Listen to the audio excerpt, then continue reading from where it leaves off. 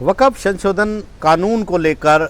एक बड़ा मोड़ आया है और सीजेआई संजीव खन्ना ने इस मामले में सुनवाई से खुद को अलग कर लिया है। सीजेआई जस्टिस संजीव खन्ना ने कहा है कि वो अब इस मामले की सुनवाई नहीं करना चाहते, इसलिए इस मामले की सुनवाई देश के भावी यानी अगले chief justice justice Bhushan R Gavai करेंगे और 15 मई के लिए सूचीबद्ध इस पूरे मामले को किया गया है। जस्टिस संजीव खन्ना 13 मई को रिटायर हो रहे हैं और उन्होंने आज जब सुनवाई शुरू हुई तो उन्होंने कहा कि हलफनामे दाखिल हुए हैं, जवाबी हलफनामे दाखिल हुए हैं, हम उसकी डिटेल में गहराई में नहीं गए हैं और ना ही ऐसे मोड़ पर कोई अंतरिम आदेश या कोई आदेश जारी करना चाहते हैं, ना ही इस मुद्दे पर फैसला सुरक्षित रखना चाहते हैं। लिहाजा हम इस मामले में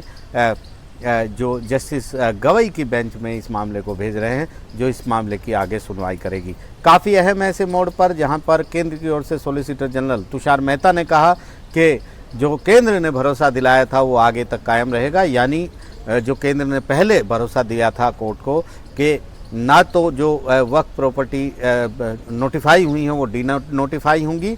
और दूसरा जो है वो वक्फ काउंसिल या फिर वक्फ बोर्ड में कोई भी नियुक्ति नहीं होगी, ये केंद्र ने भरोसा दिलाया था, तो वो यूं का यूं बरकरार रहेगा। सुनवाई सबसे अहम बात यह है कि नए सिरे से अब होगी,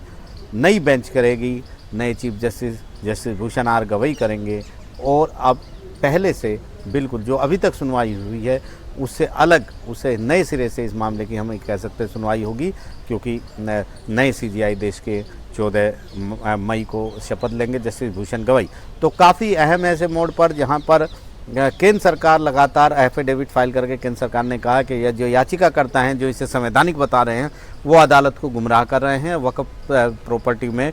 बहुत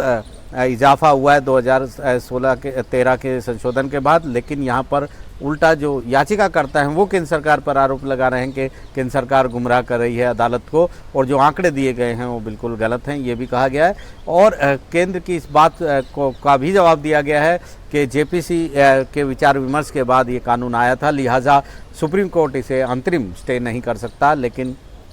जो याचिकाकर्ता हैं उनका ये कहना है कि जो कृषि कानून आए थे उन पर भी सुप्रीम कोर्ट ने इसी तरह का दखल दिया था, इसलिए ये कहना ठीक नहीं है। तो फिलहाल जो वक्फ संशोधन कानून को लेकर कानूनी लड़ाई है वो जारी रहेगी, लेकिन नए सिरे से ये लड़ाई अब अदालत में चलेगी। नई दिल्ली से आशीष भार्गव, एनडीटीवी इंडिया।